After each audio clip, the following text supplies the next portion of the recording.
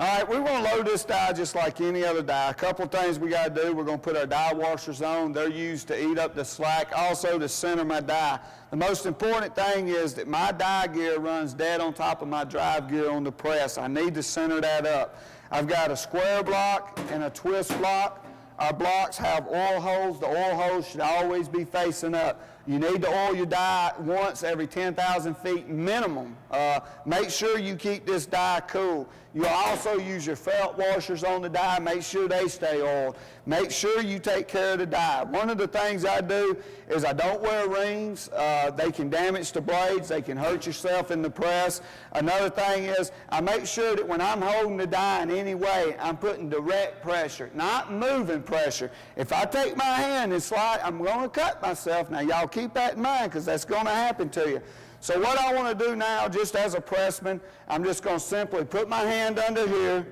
I'm going to release this. Now, because I run this press all the time, I know automatically that 4 of these plastic washers is going to center this die dead on to the center of my press.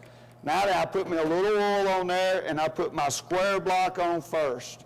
Now, once I've done this, I'm ready to load the die into the press. Now, I can do this with a crane, but this is a light enough, easy die. What I want to do is when I come over the press, I want to have my hands so that I can control the block and that I don't ding that die by hitting this edge. If my hand's where it is now, I can't damage that die. Bing, I'm going to hurt my hand, but I can't damage that die. Most owners prefer you take care of the die.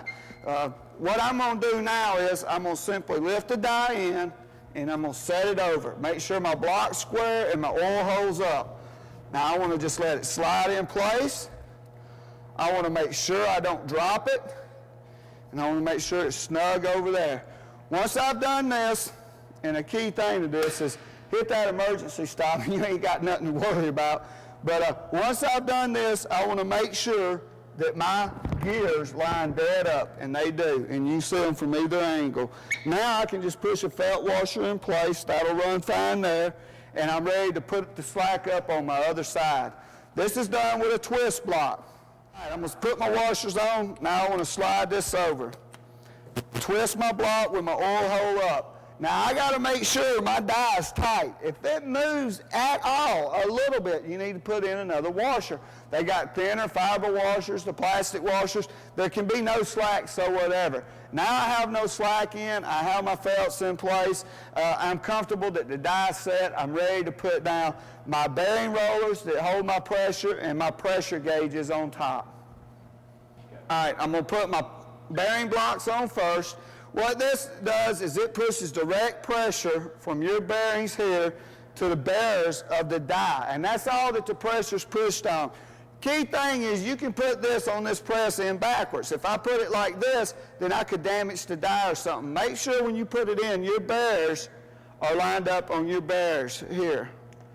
Just simply drops in, look at it, they're lined up, I'm good to go.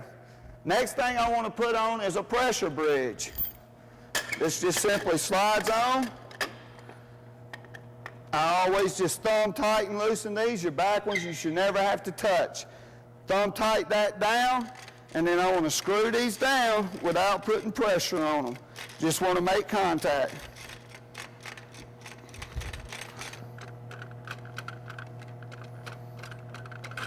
Okay. Now then, without putting pressure on them, I'm fine. What I've got now is I've got my die in. I've got everything set up for my die. So now I need to look at my stock. And if you can see, my stock's not centered to the die. So that's the first thing we're going to do is we're going to center our stock. But look right here how the stock's not centered to the die. All right, what I'm going to do is I'm going to adjust my eyelet here where I think it needs to be. I need to move my stock about probably 2 inches to the gear side or the drive side of the press. So it's pretty close to that right now. I'm going to go to automatic. It adjusts my web over. I'm also going to move my roll itself over to help so it don't take so much strain on the web guide. And now what I want to do to make sure that I've got my spot marked is I want to mark on my stock right here. Now what I want to do is I want to mark my stock so that when I jog it through, I don't use no more stock than I need to center that to the die. When that black mark comes through, then I know that the stock should be as centered as it's going to be to the die. All right, I go to idle. Now I'm going to kick it in run. Now I'm just going to watch for it to come. You can just kind of follow me with it. I'm just watching for my mark to come through the press. Here it comes. That way I only use one revolution of stock to get through the press.